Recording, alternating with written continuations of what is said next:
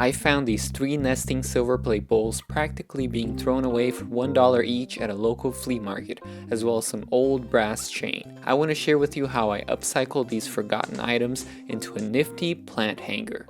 I'm Siloé Oliveira, and I like plants as much as I like old stuff. Junk, as some would say. I've been slowly restoring my 100-year-old home in the mountains of Maryland into my own tropical lair with vintage flair. I envision my bathroom chock full of foliage and exotic blooms amongst salvaged fancy mirrors and chandeliers, perhaps in a post-Empire prophetic romanticism. I certainly got inspired by summer rain. When it comes to plants in your living space, more is always more. A plant hanger made out of these tarnished silver plate bowls would be perfect here, blending faded elegance with tropical exuberance. To make a similar plant hanger, you will need 3 metal bowls, some brass chain, wire, an electric drill, and metal shears to cut the chain. It is best that you find 3 nesting bowls that are progressively smaller. I used a metal bit to drill 3 holes in each bowl so that each bowl could be secured to the chain. If you want to be precise, measure around the lip of the bowl, divide by 3, and mark where the holes should go. I just did it by eye. Speaking of eyes, it may be a good idea to use safety goggles when drilling brass, as tiny fragments could potentially fly around. I was being careful, drilling slowly with steady, firm pressure. Drilling slippery brass can be challenging. A good tip is to rest the bowl against a piece of scrap wood to serve as a stop when the drill pierces through the metal. Be mindful that a sharp burr will form around the hole. Use a file or emery board to smooth it out. Once you have drilled all 3 bowls, it is time to measure out the chain so that you can properly space the 3 tiers. You can do it by eye, but 3 chain pieces of approximately 3 feet should look ideal. Use metal shears to cut the chains. If you don't happen to have brass chains laying around, you can be creative and look for other materials you could repurpose, including old chain belts. To secure the bowls to the chain, I started with the biggest bowl in the bottom and looped a piece of wire through the hole and the chain, using pliers to trim it and twist the ends together.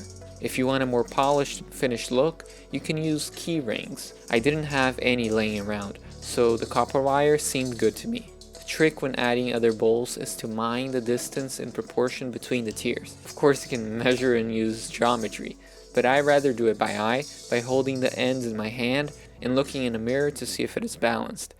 There are plenty of those around here. When finding metal bowls, you don't have to choose ones like mine. You can be creative. Old beat up aluminum pans or whatever else you can find will work. While these silver plate bowls may look fancy, they're actually made of brass, a much cheaper material that does not have as much value. I secured the plant hangers with a ceiling hook and really liked the way it turned out. I spent less than $5 on the materials and made a unique piece to hold part of my growing houseplant collection. These bowls would serve as cache bows to hide the nursery pots.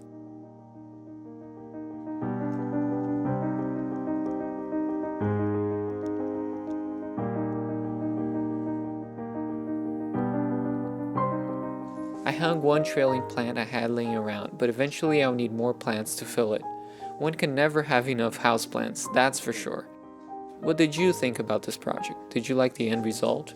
Which trailing houseplants would you recommend I use, considering there is medium to low light coming from the skylights? I'd love to know what you think. I'm slowly transforming this once neglected house into a home. When I got to this place, it was in desperate need of help.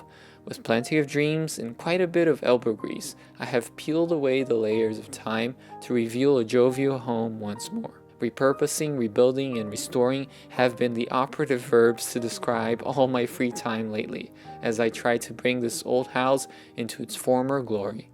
I love to give new purpose to old things, not only because I happen to like the way they look or their superior craftsmanship, but also because by doing so, we can lessen our impact on the environment.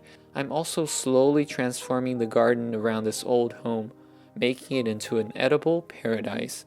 While it is an unfortunate fact that most people on Earth may not have access to abundant land to grow their own food, I believe that the current houseplant movement is awakening people more and more to the joy and need of having nature around us. You most likely know how addictive growing plants can be. We start with a windowsill pot, and soon enough, we are hooked. In time, I plan to enliven this old home into a vibrant living space, and I am happy to share my journey with you. She's awake before the sunrise. We all need a time of solace and a place to escape to with our hectic lives.